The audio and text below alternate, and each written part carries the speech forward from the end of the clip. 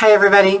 Finding low-income housing for elderly parents can be quite the challenge if you've never had to do this before or if you don't even know where to turn. So in this video, we're going to talk about why caregivers express concern about elderly parents being able to pay their rent when their Social Security checks or their retirement funds barely cover everything. Now, for any of us, right, if we've looked at our utility bill lately or grocery bill, everything is going up.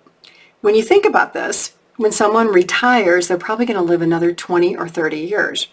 And there's going to be a point where likely expenses are going to exceed the amount of Social Security or retirement income that they have. So how do we be proactive about this as caregivers of elderly parents or as people who are simply going to age and have to deal with this problem? I'm Pamela D. Wilson. My website is pameladwilson.com. On there, a lot of Hope Help support for caregivers and aging adults, my online caregiver course, my podcast, The Caring Generation, my blog, my book, my caregiver library, information about my caregiver support group on Facebook called The Caregiving Trap. So, kind of again, when we think about it and how long we're going to live, the cost of living is going to keep increasing. I mean, if you think back 20 years ago, right, because most of us at least watching this video are at least 20 years old, what were the cost of a gas a gallon 20 years ago? Or maybe like your rent or utilities or something that you remember paying, right?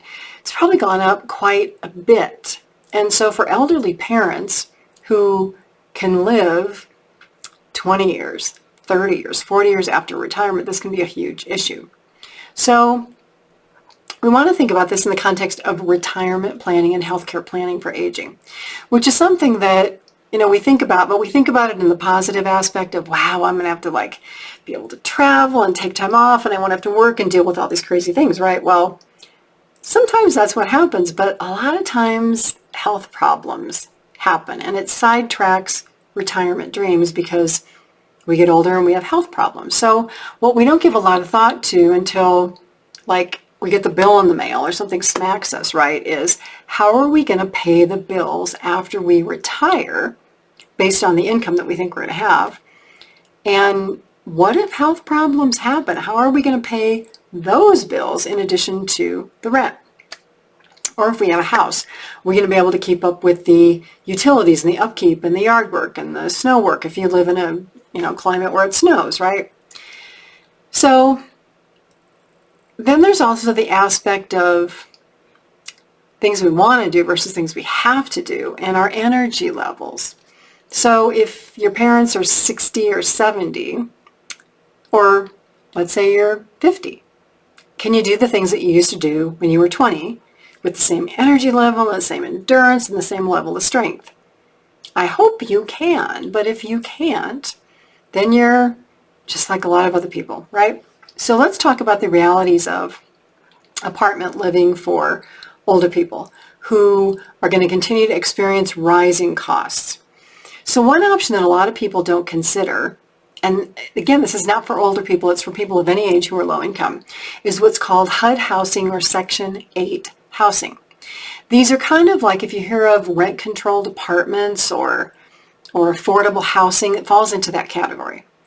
So this is something really to think about, but you have to think about it early enough because once everybody learns about this, there's a lot of people on waiting lists. There's a lot of people who want to apply. So, if you need an affordable apartment today, you may not be able to get it, but if you go on a waiting list, you may be able to have one in 2 years, and then you can keep it as long as that apartment remains Section 8 or HUD status. So how do you find out about this stuff?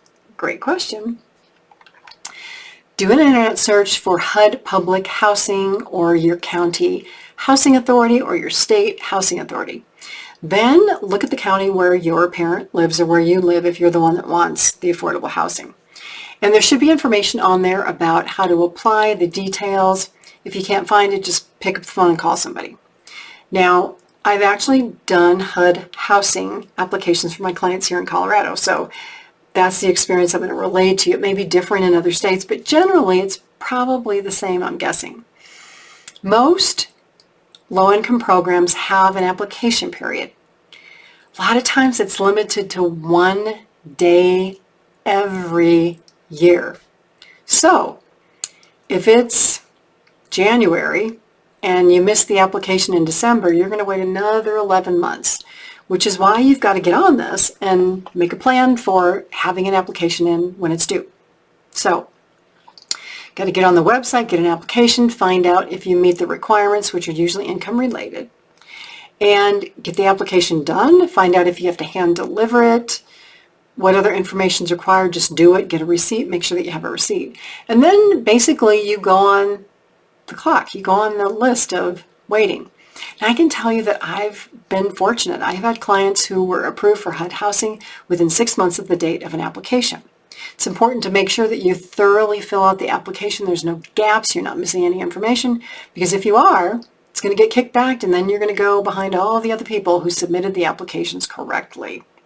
So let's say that mom or dad are in affordable housing, right? Well, affordable housing does not provide care for the elderly. So then you're going to have to go to the next income-based program, which is Medicaid. Medicaid provides care that comes into the home, often called community-based services, different terms by different states because the Medicaid programs are run by each state. So you call and you ask about that. My parents low income, they're living in Section 8 housing or HUD housing, but they need more care and they can't afford assisted living. What do I do?